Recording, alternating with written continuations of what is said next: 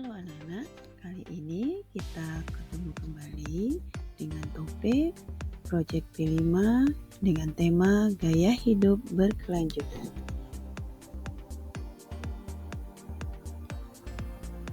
Nah, sebelum lanjut, adapun tujuan dari Proyek P5 dengan tema Gaya Hidup Berkelanjutan adalah yang pertama, siswa dapat memahami dampak aktivitas manusia baik jangka pendek maupun jangka panjang. Kemudian yang kedua, siswa dapat mengamati dampaknya terhadap kelangsungan hidup di dunia dan lingkungan sekitar. Mari kita bahas yang pertama tentang apa itu gaya hidup berkelanjutan.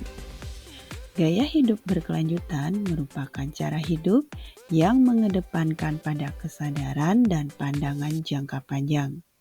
Ada juga yang menyatakan bahwa gaya hidup berkelanjutan merupakan gaya hidup masa kini untuk masa depan yang lestari.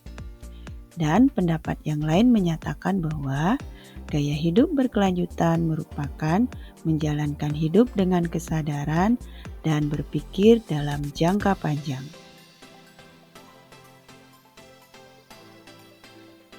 Mengapa kita perlu menerapkan gaya hidup berkelanjutan? Kita perlu menerapkan gaya hidup berkelanjutan karena hampir semua tindakan yang kita lakukan memiliki dampak pada lingkungan dan juga orang lain. Bagaimana caranya menerapkan gaya hidup berkelanjutan? Hal yang pertama yang bisa kita lakukan adalah kita harus memiliki kesadaran bahwa sumber daya yang ada di alam itu terbatas, sehingga kita harus bijak mempergunakan sumber daya yang ada di alam. Kemudian yang kedua, kita bisa melakukan dengan cara cermat ketika membeli barang atau jasa. Kita tidak hanya melihat fungsinya saja, tetapi juga kita harus tahu bagaimana siklus hidup barang tersebut atau dampak lingkungan yang dapat disebabkan ketika kita menggunakan layanan tersebut.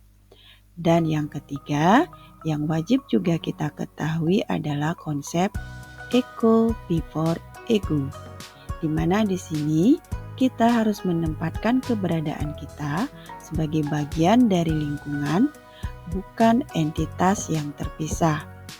Dan jangan kita sekali-kali merasa sebagai penguasa yang bisa mengeksploitasi sumber daya alam semaunya kita. Nah, berikut adalah beberapa tips gaya hidup berkelanjutan yang dapat kita terapkan dalam kehidupan sehari-hari. Yang pertama adalah membiasakan memasak sendiri. Kenapa demikian? Karena dengan memasak sendiri, otomatis kita akan mengurangi sampah dari kemasan, terutama sampah-sampah plastik dari kemasan masakan jika kita membelinya. Kemudian yang kedua, menggunakan kembali barang-barang yang ada. Barang-barang yang sudah kita miliki dapat kita kreativitaskan untuk bisa kita sulap menjadi barang-barang yang kiranya tadi tidak bernilai menjadi sesuatu yang bermanfaat. Kemudian yang ketiga yaitu membiasakan untuk menanam sayur maupun bumbu-bumbu dapur yang sering dipergunakan di rumah. Yang keempat, menggunakan barang-barang yang sudah kita miliki dengan maksimal. Dan yang kelima, cobalah untuk membuat kompos. Nah, anak-anak, itulah pengantar dari tema gaya hidup berkelanjutan. Nah, selanjutnya kita akan mempersiapkan beberapa praktik kegiatan dalam tema gaya hidup berkelanjutan. Pada tema gaya hidup berkelanjutan kali ini, kita akan mempraktikkan menanam sayur dan bumbu dapur yang sering dipergunakan di rumah tangga. Sebagai langkah awal yang perlu kita persiapkan adalah media tanam. Salah satu hal penting dalam kegiatan budidaya tanaman adalah menyiapkan media tanam. Media tanam yang baik itu memiliki sifat-sifat di mana yang pertama memiliki unsur hara. Unsur hara bisa juga dikatakan sebagai nutrisi yang ada di dalam media tanam itu sendiri. Unsur hara bisa didapatkan pada pupuk, misalnya pada kompos ataupun pada pupuk kandang. Yang kedua, porositas yang bagus. Yang dimaksudkan dengan porositas adalah kemampuan atau daya simpan air dan oksigen. Media tanam dengan porositas yang baik akan menjaga kelembaban tanah. Biasanya, wujud dari sifat porositas ini terlihat pada adanya rongga pada bahan media tanam. Yang ketiga, bebas penyakit. Media tanam yang baik adalah media tanam yang steril dan bebas patogen. Dan yang keempat adalah teksturnya gembur. Media tanam yang gembur cenderung punya ruang yang tepat untuk pertumbuhan akar, sehingga dapat menopang tanaman dengan baik.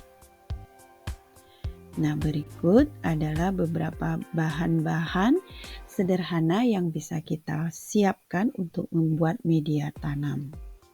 Yang pertama adalah tanah yang gembur.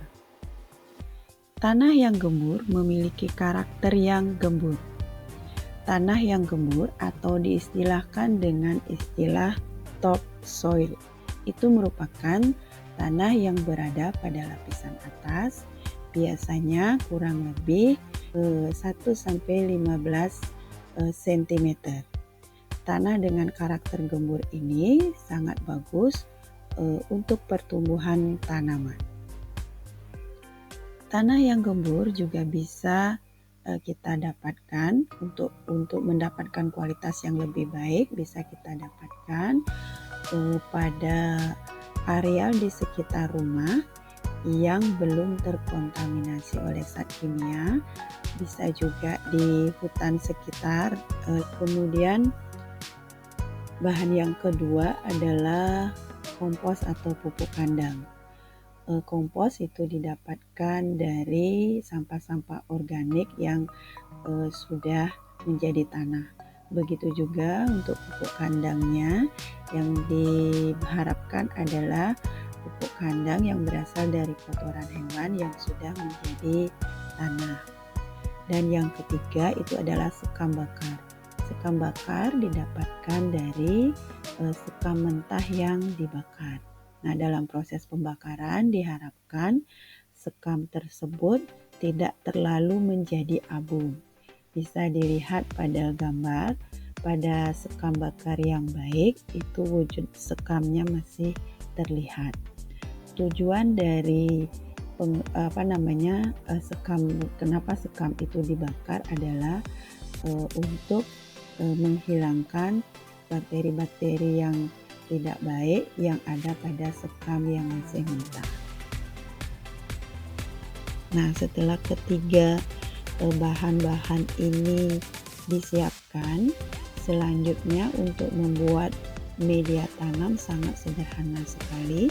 Kita tinggal mencampurkan semua bahan-bahan tersebut dengan takaran atau perbandingan 1:1:1. Nah, yang dimaksudkan dengan perbandingan 1:1:1 itu adalah masing-masing tanah gembur, sekam bakar, dan juga kompos maupun pupuk kandang itu ukurannya sama. Misalnya 1 ember tanah dan juga 1 ember sekam bakar dan juga 1 ember dari kompos atau pupuk kandang. Nah, ini tinggal dicampur secara merata. Setelah dicampur, maka media tanam sudah siap untuk dipergunakan. Nah, nantinya silakan ditaruh di apakah di dalam pot atau mungkin di dalam polybag. Untuk selanjutnya siap untuk dipergunakan dalam proses penanaman tanaman. Nah, baik anak-anak, itulah tadi cara untuk membuat media tanam yang sederhana.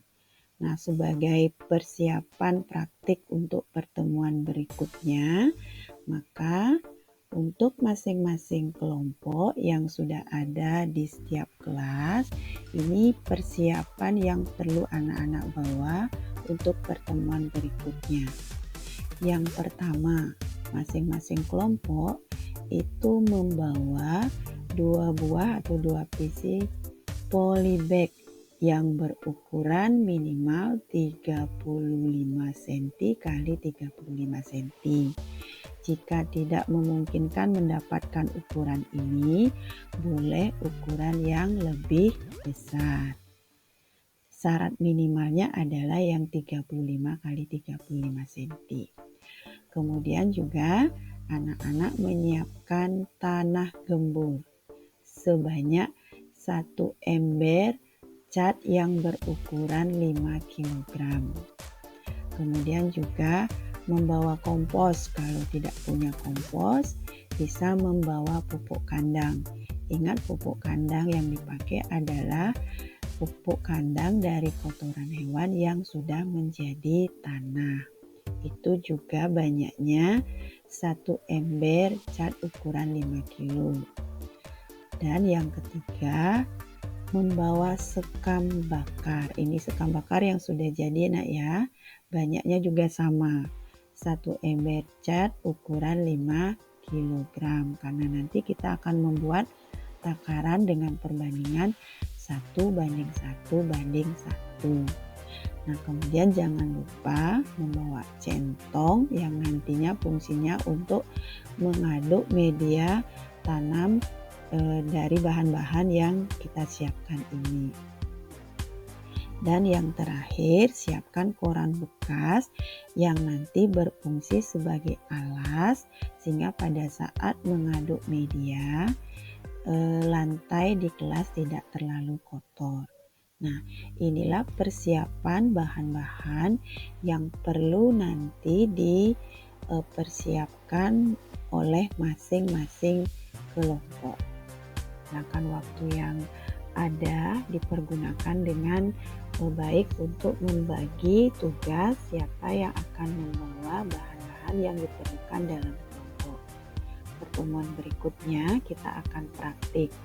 Selama praktik pembuatan media tanam, masing-masing kelompok juga membuat video tutorial cara membuat media tanam. Demikian yang bisa Ibu sampaikan. Terima kasih.